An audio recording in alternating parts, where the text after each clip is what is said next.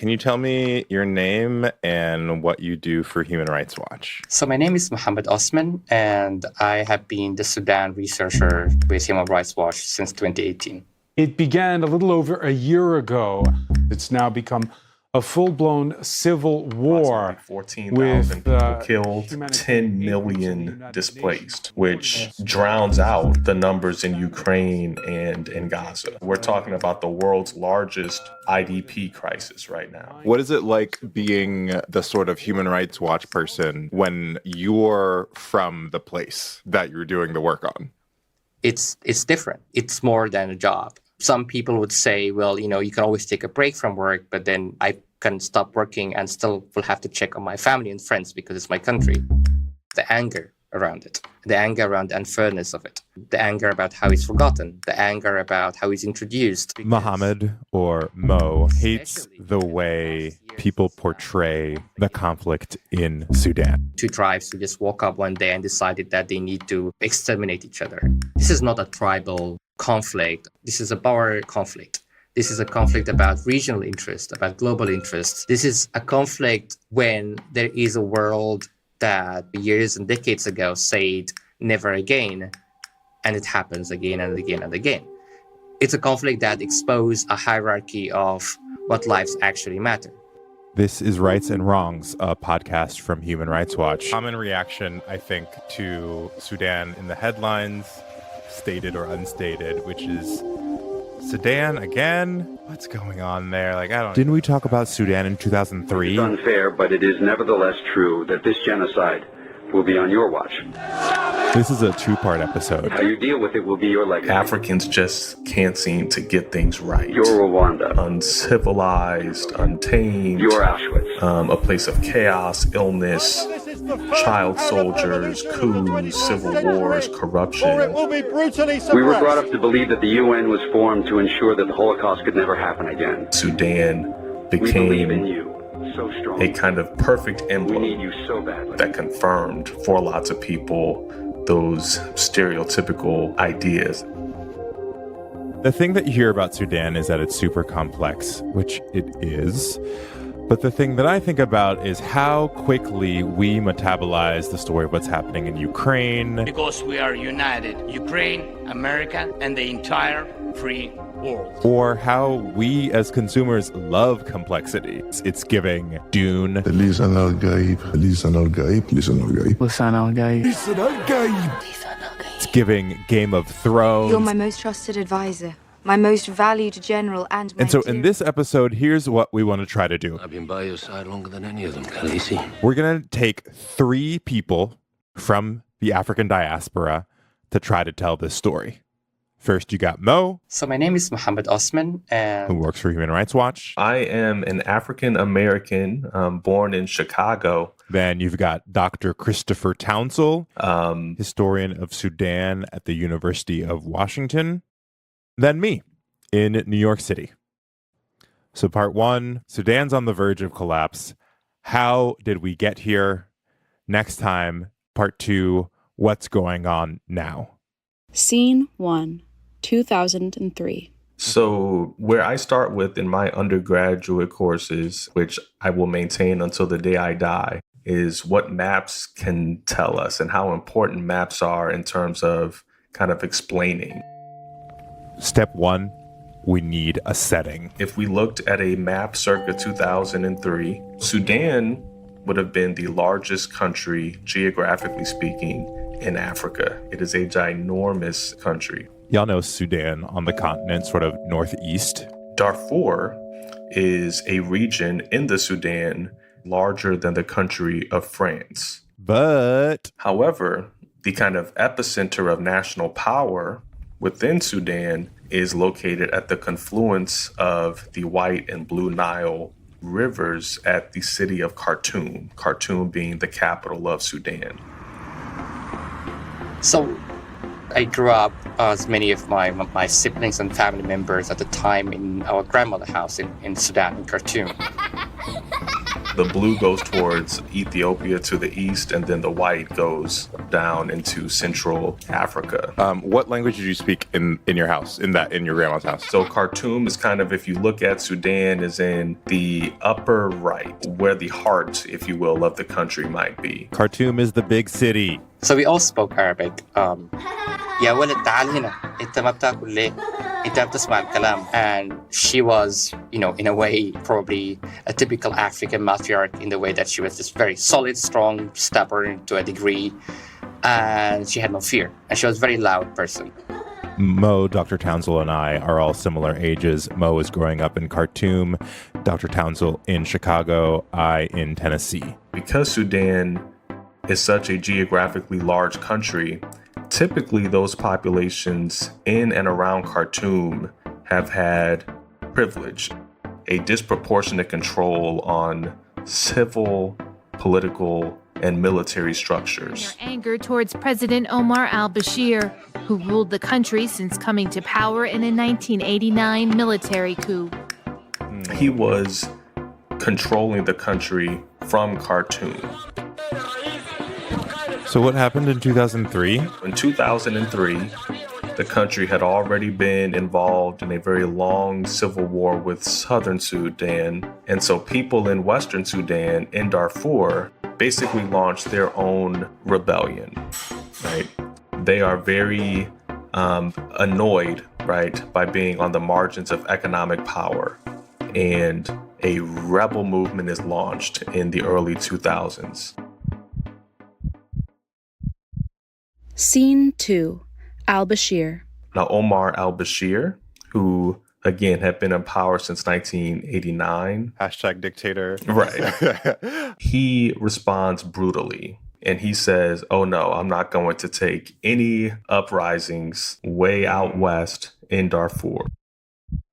What he does is that he uses middlemen interlocutors known as the Janjaweed militia. The Janjaweed, these guys are very important. The Janjaweed were basically individual armed groups, technically separate from the Sudanese armed forces, because again, the Sudanese armed forces at the time were kind of bogged down in a war against southern Sudan. Official government army is fighting a civil war down in the south, but the Janjaweed go to Darfur in the west. And so these Janjaweed militias, on Bashir's behalf, wage a relentless assault against the Darfurian rebels.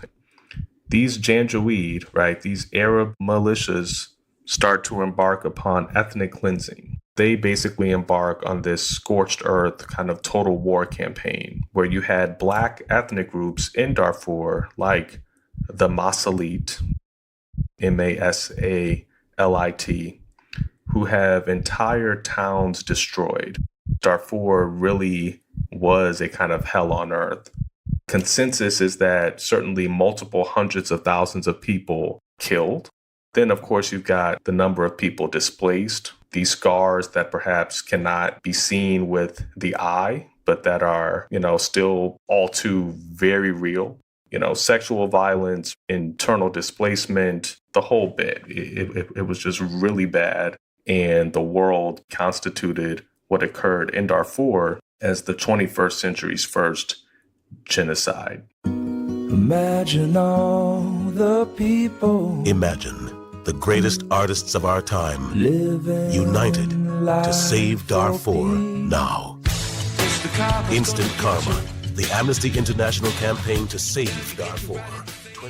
Now, I remember Save Darfur campaign because it was when I was in college. I was in college in Indiana. Dr. Townsell was in college at Duke. So Save Darfur becomes, I think, also the 21st century's first major international humanitarian campaign. And Mo was in law school at Khartoum University. This was like the cause. Movie stars like George Clooney and Don Cheadle. It's unfair, but it is nevertheless true that this genocide will be on your watch. How you deal with it will be your legacy. A young junior senator from Illinois named Barack Obama, right, goes to Chad, meets with Sudanese refugees. I think what struck me was how anxious and eager the people in the camps are to get the UN protective force on the ground. There's this enormous Save Darfur rally that takes place in Washington, D.C. in 2006, and it was truly a kind of who's who, right? Instant karma. Which might be hard for lots of us in this country to think now, right? But in terms of a truly kind of bipartisan, cause, Save Darfur was really that cause. Today, Scene 3, the ICC. It was more than just talk. There were actual tangible fruits. From a warrant of arrest for the arrest of Omar Hassan Ahmad al-Bashir. Omar al-Bashir is charged by the International Criminal Court for crimes committed against millions of civilians in Darfur for the last 5 years.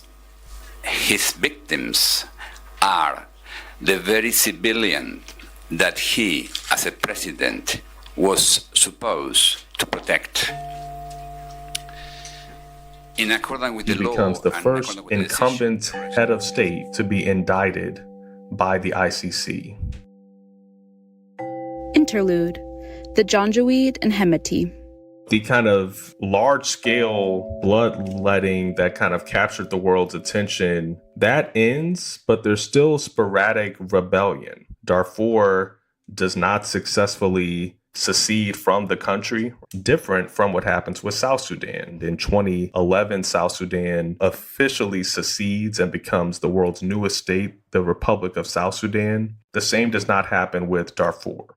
But what's really interesting is that these Janjaweed, who were on the front lines, if you will, of conducting the 21st century's first genocide, the Janjaweed do not disappear. They actually move closer to the corridors of power.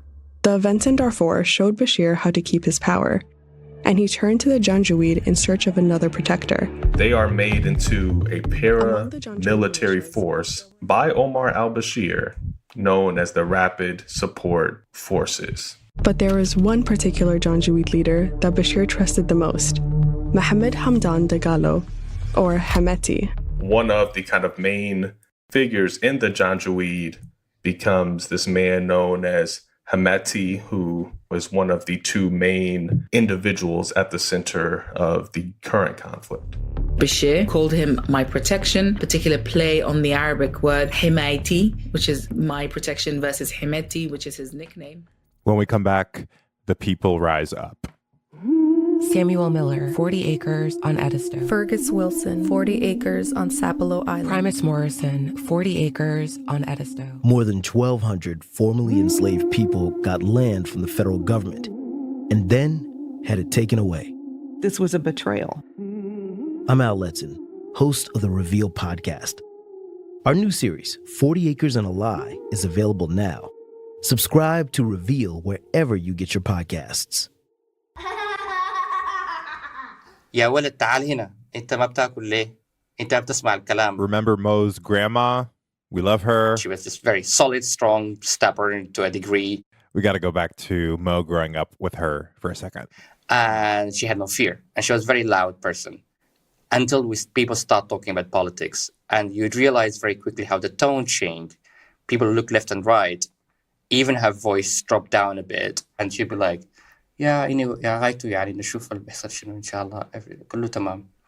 She will just be like, oh, well, let's just delegate this. Let's pray to God and hope things will work out.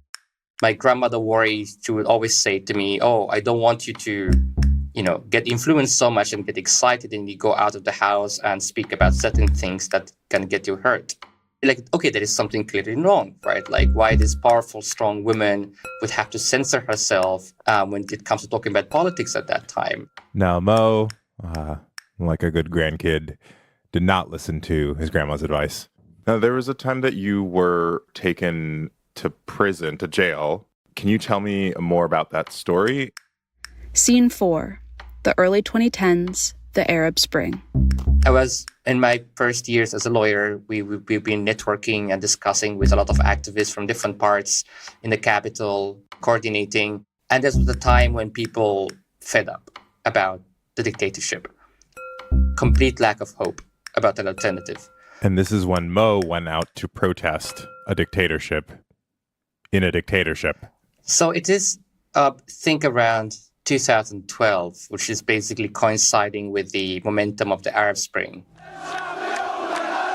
The demonstrations that erupted in Tunisia last December, sparking a wider revolt throughout the Arab Spring, were touched off by a young fruit seller who set himself on fire after being harassed by police. This moment where it was right after I got out of college, sort of when social media went from like the thing that we did on our college campuses to like a broader thing. So it starts in late 2010 in Tunisia, a change in the head of state there, and then just up north in Egypt. Back to the map, Sudan is directly south of Egypt. With Hosni Mubarak being kicked out in early 2011. It's spreading across the Arab world, and therefore it's also touching Sudan.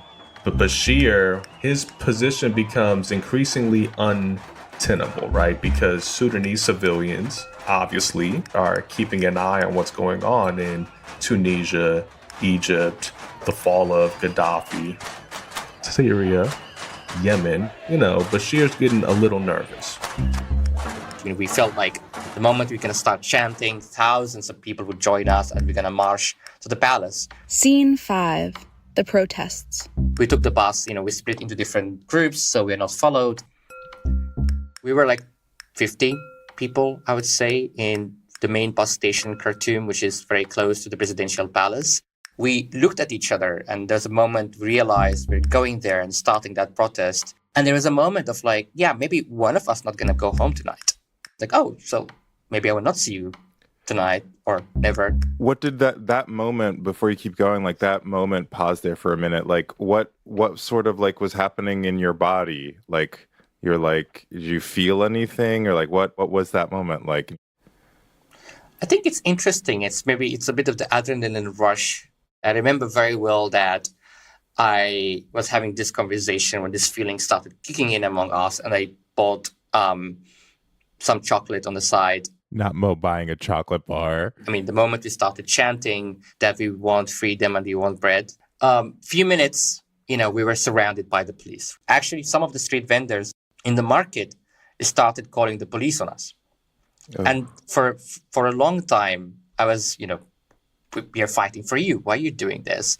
But you realize very quickly, I mean, we did this fight from an elitist place. We did not consider that us protesting in the high time for the market, we are disrupting their income. And that was a very important lesson around solidarity and alliances. You talk to people as equals. You don't fight on their behalf. You fight with them. Those are the lessons that Mo learned for the future. But in that moment, he was a little bit more, let's say, frozen. I think I paralyzed. There was a bit of tunnel vision and you just can't see. I think then the police started beating up, and then people started dispersing, and then they started throwing some of the tear gas. And I think it took 5 minutes to kind of gather some sort of understanding about where I am at. And I realized I'm still at the corner of that main bus station near the palace. And then I remember very well, I was standing next to an old woman. She was waiting for a bus or something, so I pretended I'm waiting for the bus. But I was clearly followed. So this guy who came in 2-point-something meters grabbed me from my shirt, and he just carried me all the way to the police car. I was just chewing on my chocolate bar. And the old woman who was like next to her, she was saying, son, maybe you need to stop eating chocolate. It's not good for your health. And that it felt a very surreal moment. I keep thinking about Mo just chewing on this chocolate bar as he's being carted off to jail. But there's one moment that sticks with Mo about this protest, which is how it started. The first person who chanted was a woman. And I think that's a very important detail in the sense that the former regime, in terms of the oppression and crackdown on civic spaces, it particularly aggressively targeted women. Having her leading the chants, it definitely created a crack into the system of having women leading. And that's exactly what we saw after, in the different moments of protesting and uprising, ending in the 2018-19 protest movement. On December 19th, 2018, a revolution started to spread throughout Sudan. Hi, this is Tarana Hassan, the Executive Director of Human Rights Watch. At Human Rights Watch, we investigate and report on abuses happening in every corner of the world. We're journalists, country experts, lawyers, and other professionals who are doing everything we can to expose perpetrators and to help protect vulnerable people. We're a non-profit, but to keep our independence, we don't take money from governments. And that's why we rely on support from people like you. If you value what we do, please donate.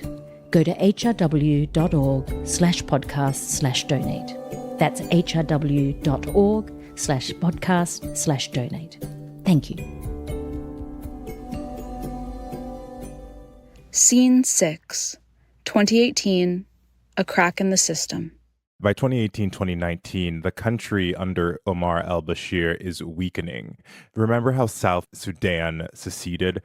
Well, when they did that, they took a whole ton of money with them because South Sudan sits on an ocean of oil. Dr. Townsell and his maps. So immediately, right, the economic situation in Sudan starts to deteriorate, right, with higher gas prices. South Sudan takes something like 70% of Sudan's oil revenues with it when it secedes.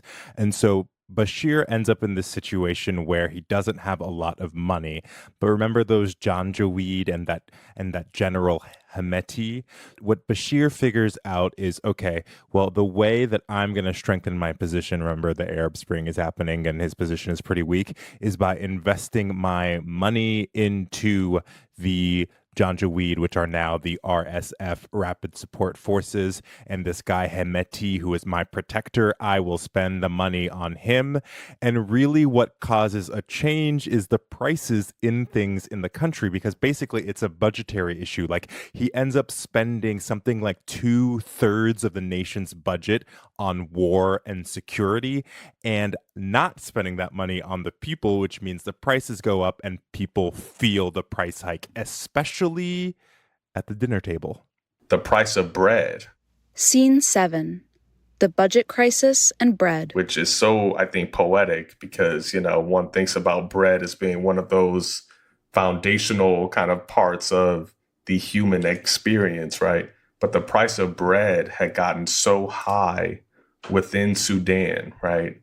While Bashir, of course, is basically pouring all of this money, all of this kind of astronomical proportion of the country's GDP into the army and into the rapid support forces, right? Really trying to maintain his grip on power, that it is the rising price of bread that basically leads people to taking the street, and that being kind of the proverbial nail in his coffin.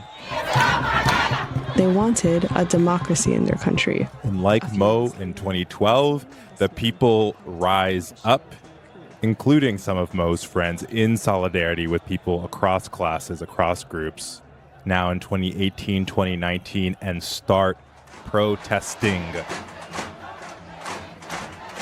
And they managed to oust Bashir. We were building a democracy, this place of hope, of a vibrant civil society and vibrant activism, and then that got snatched by military dictators under, the watch of the world that allowed it to happen in the first place. And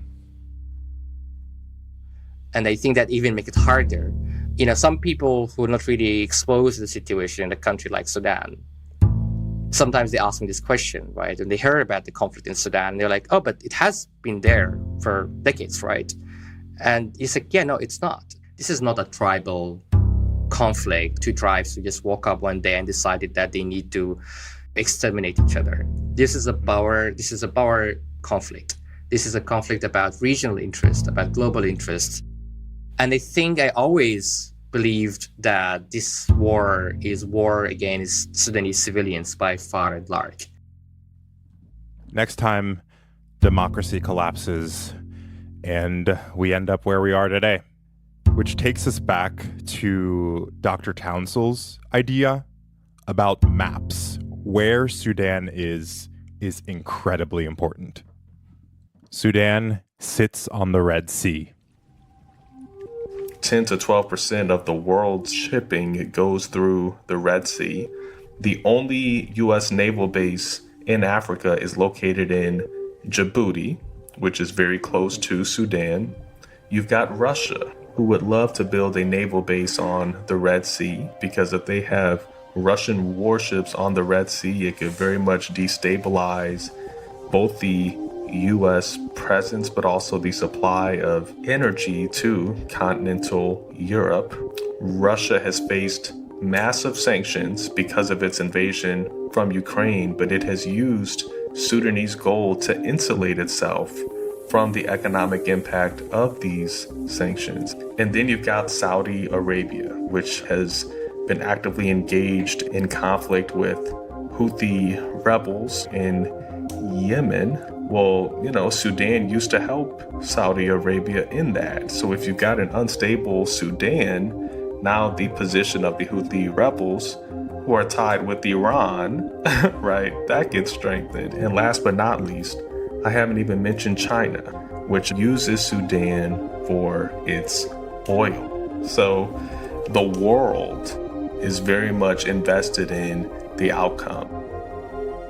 See you next time for part 2. You've been listening to Rights and Wrongs from Human Rights Watch. This episode was produced by me and Curtis Fox, scoring by me. Our associate producer is Sophie Soloway. Thanks also to Ife Fatunase, Stacey Sullivan, and Anthony Gale. The archival clips in this episode are from France 24, PBS NewsHour, Dune, Game of Thrones, Channel 4 News, CTV News, Save Darfur, NPR, AFP News Agency, International Criminal Court, Vox, and The Guardian. You can read Human Rights Watch's report on Sudan, The Masalit Will Not Come Home, on hrw.org. See you next time on Rights and Wrongs for Part 2.